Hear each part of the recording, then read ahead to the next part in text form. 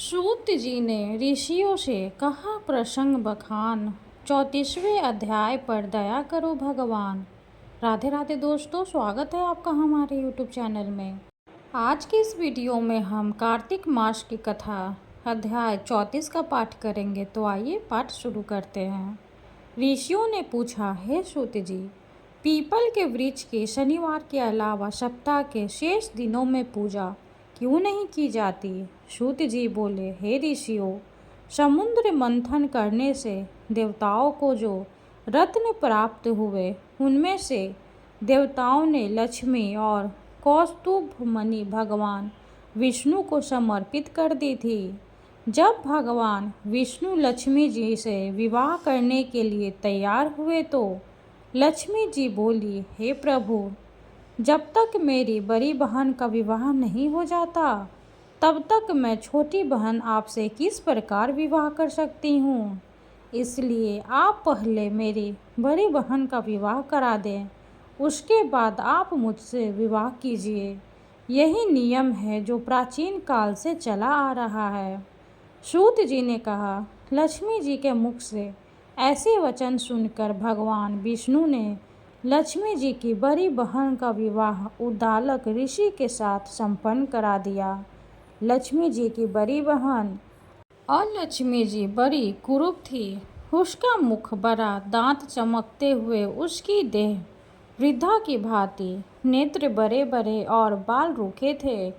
भगवान विष्णु द्वारा आग्रह किए जाने पर ऋषि उद्दालक उससे विवाह करके उसे वेद मंत्रों की ध्वनि से गुजारते हुए अपने आश्रम ले आए। वेद ध्वनि से गुंजित हवन के पवित्र धुआं से सुगंधित उस ऋषि के सुंदर आश्रम को देखकर अलक्ष्मी को बहुत दुख हुआ। वह महर्षि उद्दालक से बोली, चूंकि इस आश्रम में वेद ध्वनि गूंज रही है, इसलिए यह स्थान मेरे रहने योग्य नहीं है। इसलिए आप मुझे यहाँ से अन्यत्र ले चलिए। उसकी बात सुनकर महर्षि उद्दालक बोले, तुम यहाँ क्यों नहीं रह सकती और तुम्हारे रहने योग्य अन्य कौन सा स्थान है, वह भी मुझे बताओ। अलक्ष्मी बोली, जिस स्थान पर वेद की ध्वनि होती हो, अतिथियों का आदर सत्कार किया जाता हो, यज्ञ आदि होते हो, ऐसे स्थान पर मैं नहीं रह सकती। जिस स्थान पर पति पत्नी आपस में प्रेम से रहते हो, पितरों के निमित्त यज्ञ होते हो, देवताओं की पूजा होती हो, उस स्थान पर भी मैं नहीं रह सकती। जिस स्थान पर वेदों की ध्वनि न हो, अतिथियों का आदर सत्कार न होता हो, यज्ञ न होते हो, पति पत्नी आपस में कलेश करते हो, पूज्य वृद्धों, सत्पुरुषों तथा मित्रों का अनादर होता हो, जहाँ दुराचारी, चोर, पर स्त्रीगामी मनुष्य निवास करते हो, जिस स्थान पर गायों की हत्या की जाती हो, मद्यपान, ब्रह्म हत्या आदि पाप होते हो, ऐसे स्थानों पर मैं प्रसन्नतापूर्वक निवास करती हूँ। सूत जी बोले। अलक्ष्मी के मुख से इस प्रकार के वचन सुनकर उद्दालक का मन खिन्न हो गया। वह इस बात को सुनकर मौन हो गए। थोड़ी देर बाद वे बोले कि ठीक है, मैं तुम्हारे लिए ऐसा स्थान ढूंढ दूंगा। जब तक मैं तुम्हारे लिए ऐसा स्थान ना ढूंढ लूं, तब तक तुम इसी पीपल के नीचे चुपचाप बैठी रहना। महर्षि उद्दालक उसे पीपल के वृक्ष के नीचे बैठाकर उसके रहने योग्य स्थान की खोज में निकल पड़े। परंतु जब बहुत समय तक प्रतीक्षा करने पर भी वे वापस नहीं लौटे, तो वह लक्ष्मी विलाप करने लगी। जब वैकुंठ में बैठी लक्ष्मी जी ने अपनी बहन लक्ष्मी का विलाप सुना तो वे व्याकुल हो गई। वे दुखी होकर भगवान विष्णु से बोली, हे प्रभु, मेरी बड़ी बहन पति द्वारा त्यागे जाने पर अत्यंत दुखी है। यदि मैं आपकी प्रिय पत्नी हूँ तो आप उसे आश्वासन देने के लिए उसके पास चलिए। लक्ष्मी जी की प्रार्थना पर भगवान विष्णु लक्ष्मी जी सहित उस पीपल के वृक्ष के पास गए जहाँ अलक्ष्मी बैठकर विलाप कर रही थी।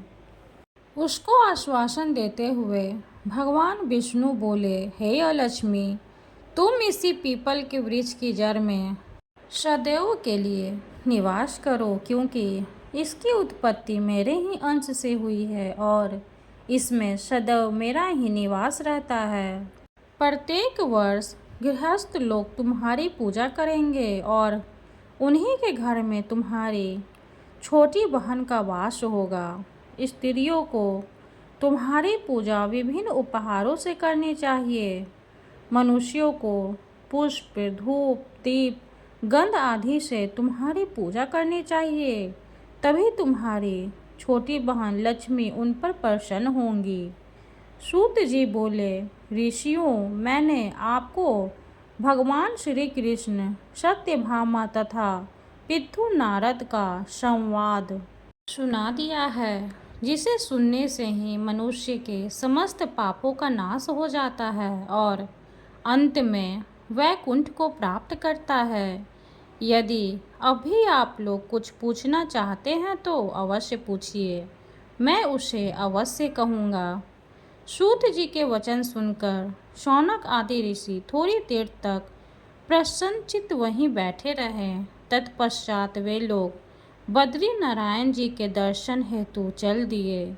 जो मनुष्य इस कथा को सुनता या सुनाता है उसे इस संसार में समस्त सुख प्राप्त होते हैं। 34वां अध्याय समाप्त हुआ। हरे कृष्णा। अब हम माता श्री तुलसी चालीसा का पाठ करेंगे और माँ तुलसी की आरती करेंगे। जय जय तुलसी भगवती सत्यवती सुखदानी, नमो नमो हरि प्रेयसी, श्री वृंदा गुण खानी, श्री हरि शीश बिरजनी, देहु अमरवर अम्ब, जनहित है वृंदावनी, अब न करू विलम्ब। धन्य धन्य श्री तुलसी माता, महिमा अगम सदा श्रुति गाता, हरि के प्राण हूँ से तुम प्यारी, हरि ही है तो किन्हु तब भारी। जब प्रसन्न है दर्शन दीन्हो, तब कर जोरी विनय उस कीन्हो, है भगवंत कंत मम हो, दीन जानी जन ही छाड़हु छोहु। सुनि लक्ष्मी तुलसी की बानी, दीन हो साप कधे परयानी, उसे आयोग्य वर मांगन हारे, हो विटप तुम जड़ तनु धारी। सुनि तुलसी सप्योते ही ठामा, करहु वास तुहु निचन धामा, दियो वचन हरि तब तते काला, सुनहु सुमुख जन ही हो बिहाला। समय पाए ब्यो रोपति तोरा, पुजियो आस वचन सत्य मोरा, तब गोकुल गोप सुदामा, तासु भई तुलसी तु बामा। कृष्ण रास लीला के माही, राधे साक्यो प्रेम लखी नाही, दियो शाप तुलसी तते काला, नर लोक ही तुम जन्महु बाला। यो गोप दानव राजा, शंख चूड़ नामक सिर ताजा, तुलसी भई तासु की नारी, परम सती गुण रूप अगारी। अष्टदय कल्प बीत जब गेऊ, कल्प द्वितीय जन्म तब भेऊ, वृंदा नाम भयो तुलसी को, असुर जलंधर नाम पति को। करियति द्वंद्व अतुल्य बल धामा, लीना शंकर से संग्राम, जब निज सैन सहित शिव हारे, मरहि न तब हर हरि ही पुकारे। पतिव्रता वृंदा थी नारी, कौन सके पति संहारे, तब जलंधर ही भेष बनाए, वृंदा ढिग हरि पहुँचियो जाई। शिव हित लहि करि कपट प्रसंगा, कियो सतीत्व धर्म तोहि भंगा। भयो जलंधर कर संहारा, सुनियुर शोके उपारा। तिहि छन दियो कपट हरि टारी, लखि वृंदा दुख गिराओ चारी। जलंधर जस हत्यो अभीता, सोई रावण तस हरिहि सीता। अस प्रस्तर सम हृदय तुम्हारा, धर्म खंडी मम पतिहि संहारा। यही कारण लहि शाप हमारा, होवे तनु पाषाण तुम्हारा। सुनि हरि तुरत ही वचन उचारे, दियो शाप बिना विचारे। लख्यो नानुज कर तूति पति को, छलन चाहो जब पार्वती को। जरमति तुहु अस हो जर रूपा, जगमा तुलसी विटपे अनूपा। दगवे रूप हम शालिग्रामा, नदी गंडकी बीच ललामा। जो तुलसी दल हम ही चढ़ई हैं, सब सुख भोगी परम पद पई हैं। बिनु तुलसी हरि जलत शरीरा, अतिशय उठत शिशिर पीरा। जो तुलसी दल हरि सिर धारत, सो सशस्त्र घट अमृत डारत। तुलसी हरि मन रजनी हारे, रोग दोष दुख भजनी हारे। प्रेम सहित हरि भजन निरंतर, तुलसी राधा में नाही अंतर। व्यंजन हो 56 प्रकारा, बिनु तुलसी दल ना हरिहि प्यारा। सकल तीर्थ तुलसी तरु छाही, लहत मुक्ति जन संशय नाही।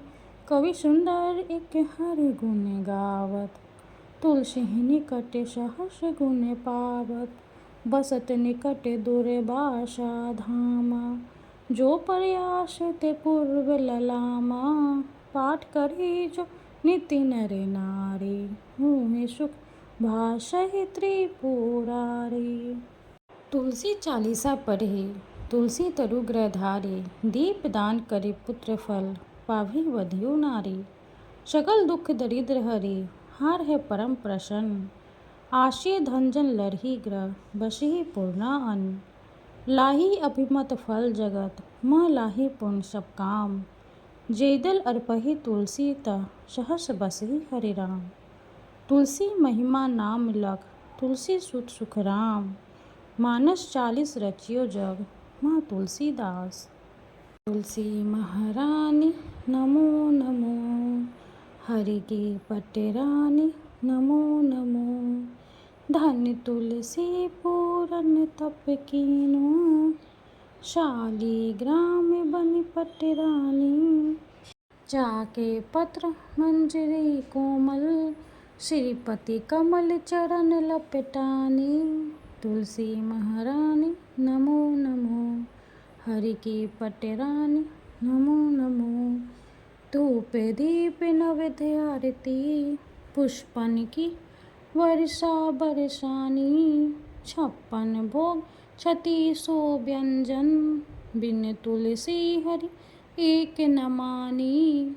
तुलसी महारानी नमो नमो, हरि की पटरानी नमो नमो। सभी सखी मैया तेरो यश गावे, भक्ति दान दिज महारानी।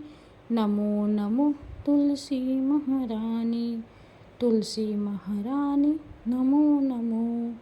तुलसी महारानी नमो नमो, हरि की पटरानी नमो नमो। माता रानी तुलसी की जय हो। वीडियो अगर अच्छी लगे तो लाइक कर दे, चैनल को सब्सक्राइब कर दे। धन्यवाद।